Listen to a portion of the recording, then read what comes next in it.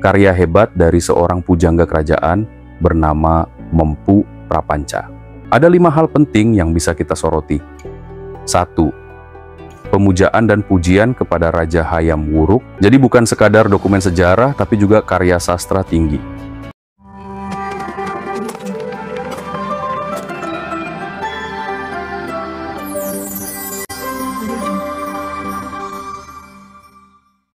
Halo teman-teman jejak Om Roy.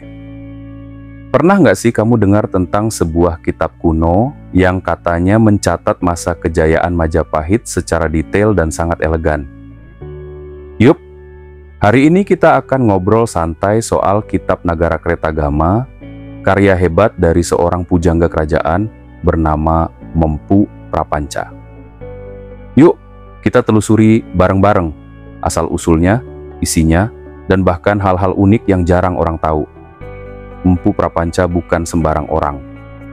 Beliau adalah seorang biksu Buddha dan juga pujangga kerajaan Majapahit yang hidup di abad ke-14. Nama aslinya diperkirakan adalah Dang Acarya Nadendra, dan Prapanca sendiri adalah nama pena atau gelar kepujanggaannya. Pada tahun 1365, beliau menulis kitab ini dalam bentuk kakawin atau puisi Jawa kuno. Waktu itu, Majapahit sedang berada di bawah pemerintahan Raja Hayam Wuruk yang dikenal sebagai salah satu raja terbesar dalam sejarah Nusantara.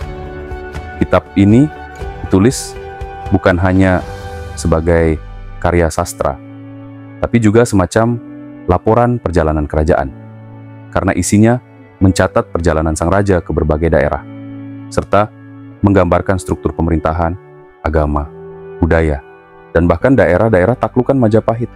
Nagarakretagama terdiri dari 98 pupuh, dan sebagian besar isinya menggambarkan kejayaan Majapahit. Ada 5 hal penting yang bisa kita soroti. 1. Pemujaan dan pujian kepada Raja Hayam Wuruk. Sang raja dipuji bukan hanya karena kekuasaan, tapi juga karena kebijaksanaan dan keadilannya. 2. Peta kekuasaan Majapahit. Dalam kitab ini disebutkan banyak daerah taklukan, dari Sumatera, Kalimantan, Sulawesi, Nusa Tenggara, hingga Semenanjung Melayu. Disinilah muncul konsep Nusantara sebagai wilayah kekuasaan Majapahit. 3. Perjalanan raja. Dicatat juga perjalanan Raja Hayam Wuruk keliling daerah-daerah di Jawa Timur, lengkap dengan kegiatan upacara dan penerimaan rakyat. 4. Struktur sosial dan pemerintahan. Kitab ini juga menggambarkan bagaimana sistem birokrasi dan kehidupan istana berjalan. 5. Toleransi beragama. Meskipun Empu Prapanca adalah biksu Buddha, dia menulis dengan sangat respek terhadap keberagaman kepercayaan, termasuk Hindu dan kepercayaan lokal. Nah, ini bagian yang seru. Tahukah kamu kalau Nagarakretagama hampir hilang dari sejarah? Kitab ini ditemukan bukan di Jawa, melainkan di Lombok pada tahun 1894, ketika pasukan Belanda menaklukkan kerajaan Cakranegara.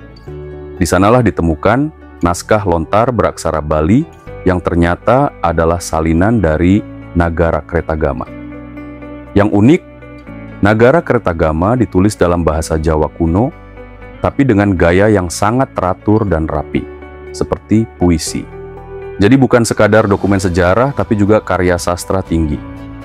Dan satu lagi, kitab ini tidak ditulis untuk propaganda seperti banyak naskah zaman dulu. Ia lebih seperti jurnal harian spiritual dan politik yang sangat jujur dan detail. Bahkan kadang terasa personal karena Empu Prapanca menulis dengan hati. Banyak orang menganggap sejarah Majapahit sebagai legenda. Tapi Nagarakretagama memberikan gambaran konkret dan terstruktur tentang seperti apa peradaban kita dulu. Dari kitab ini kita bisa belajar bahwa kekuatan suatu bangsa bisa dibangun lewat sistem, budaya, dan kolaborasi. Bahwa Identitas Nusantara bukanlah hal baru, tapi sudah tertanam sejak abad ke-14. Bahwa toleransi dan pluralisme sudah menjadi bagian dari peradaban kita sejak dulu.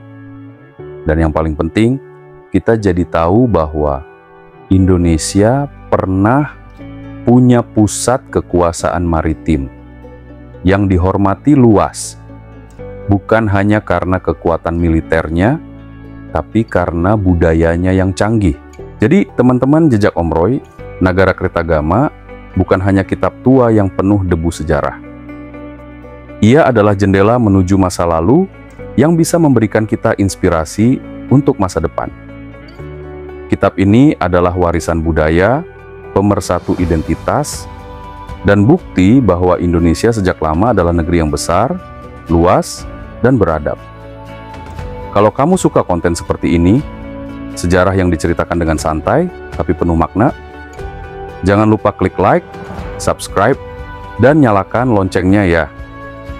Tulis di komentar topik sejarah atau tokoh apa lagi yang ingin kamu kupas bareng jejak Om Roy. Sampai jumpa di video selanjutnya. Salam semangat, dan jangan lupa nikmati hidup dan pahami akar sejarahmu.